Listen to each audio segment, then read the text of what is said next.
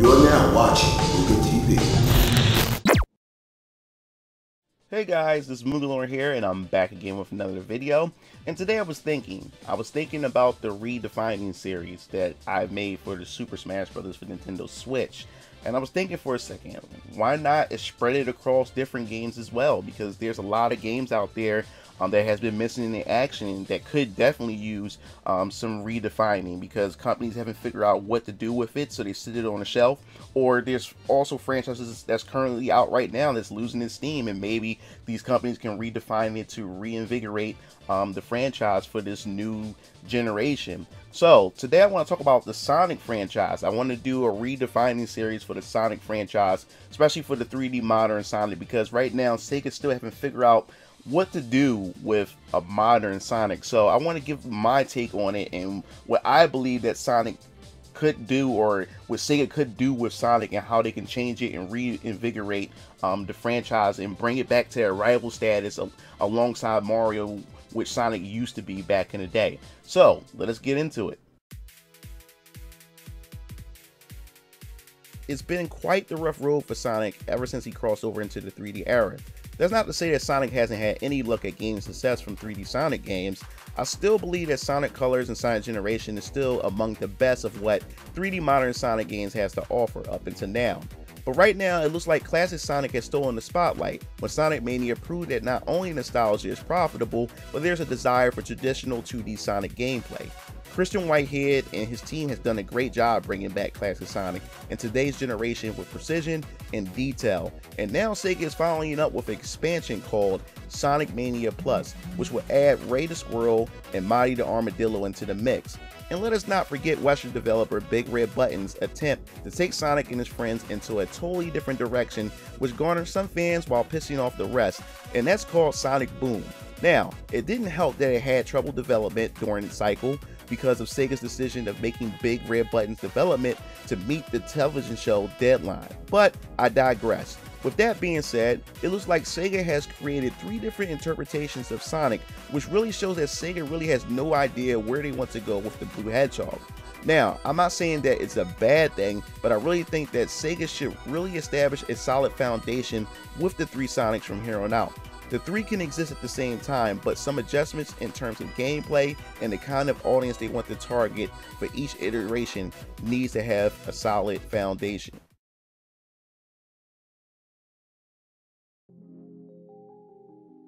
Classic Sonic represents nostalgia and bats a formula with its 2D gameplay and new elements to keep things fresh in order to attract new fans.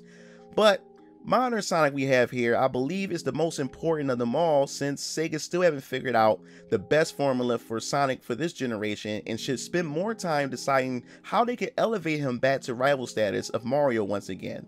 And of course, Sonic Boom. Now, Sonic Boom should be the experimental franchise that should take Sonic in bold directions that could lend a helping hand for future gameplay mechanics that modern Sonic games could adopt and use and refine to fit its gameplay design. Now that we came up with the foundation for the 3 Sonics, in this video I only want to touch on how Sega can come up with a tone to distinguish the 3 from one another and appeal to different target audiences. First, let's begin with classic Sonic. We don't have to discuss much on him, is because it seems like Sega pretty much have an idea as far as the marketing is concerned and have him covered already. Not only that, he is marketed towards fans who enjoys the nostalgic era of 2D Sonic, but they also transformed him in a way to appeal to an even younger audience. Check out the Sonic Mania Adventures cartoon series short.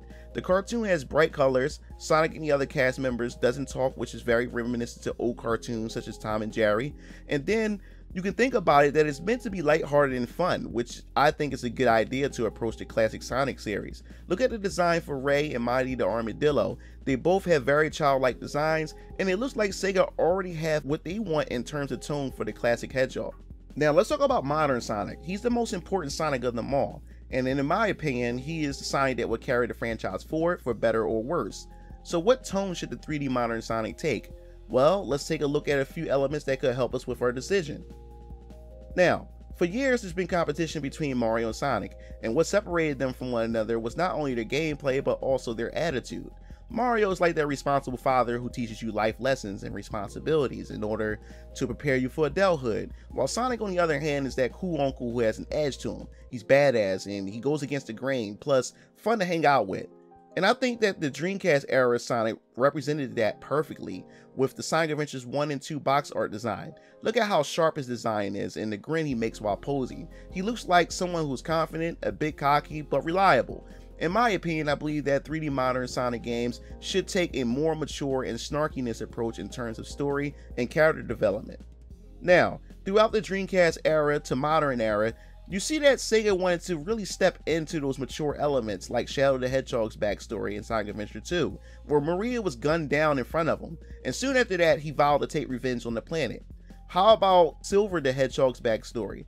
His timeline was destroyed because of the Iblis trigger, and he wanted to prevent that from happening by eliminating Sonic. And one more example is Sonic Forces. Sonic was said to be killed, and Tails was said to have lost his mind in a sense. And even Eggman have tortured Sonic for months on end. So Sega pretty much dabbled with some mature storytelling and tone throughout the 3D Sonic games, but ended up either poorly executed or kill all of its tension with childlike humor, and the rest of the tone becomes a mixed bag of emotional shifts instead of sticking with one tone and running with it.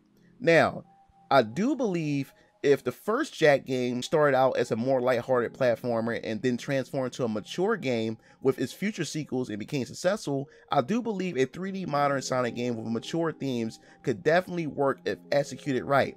Now, I am not saying Sonic should swear or even draw blood, but I think they need to flesh out more of his cockiness and less slapstick humor. Finally, we have Sonic Boom.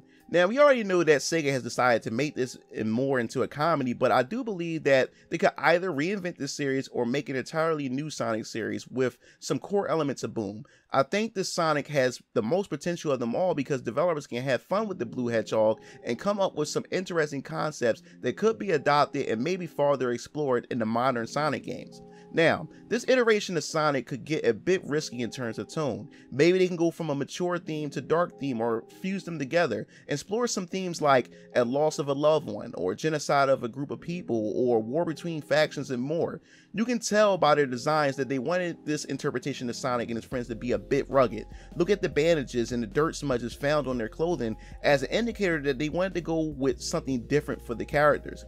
But Big Red Button was underhanded by Sega, which they decided they wanted them to coincide this series with Sonic Boom, the TV series, and had drastically changed the tone of the game. I would definitely create a separate video going into details about the game called Sonic Synergy, which was transformed into Sonic Boom.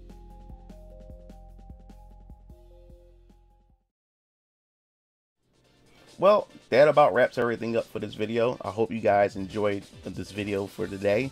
Stay tuned for part 2. Part 2, we're going to be going into the gameplay elements of all 3 Sonic iterations that we discussed in this video. I hope you guys enjoyed it. Please, let's have an open discussion about it because I definitely want to hear your thoughts and hear your opinions on how I've broken this down in this video in terms of the tones for all 3 Sonics. Definitely love to hear it. If you have a different opinion, please leave that in the comment section below because I'm reading these comments. I want to see you guys get engaged and get involved. And please like and share the video, or even if you dislike the video, please, I like to see you guys involved. This really helps if you guys share this video, hit the like or dislike button, or even leave a comment. This really helps. Hit the bell in order to get notified to when I release more videos in the near future.